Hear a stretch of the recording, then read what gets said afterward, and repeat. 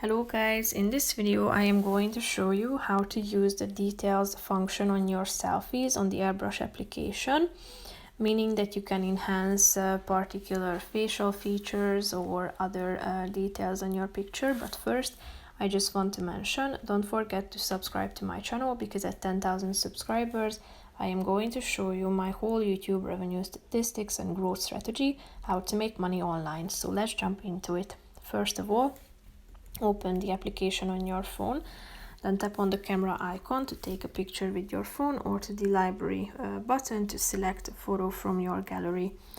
Tap on the retouch button down below, which is the second section, then slide to the right side of the screen until you find the details button, so tap on it.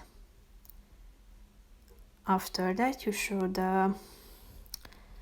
zoom in, select the brush size on this scale, and then click on the details button again and brush across the areas on your picture that you want to enhance, so that you want to enhance the details.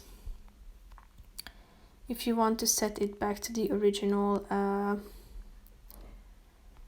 copy, tap on the eraser button and it will be reset. So if you want to save your changes, click on the check mark icon down below, and then you will be able to save your picture. That's pretty much it for this video, guys. See you in the next one. Bye bye.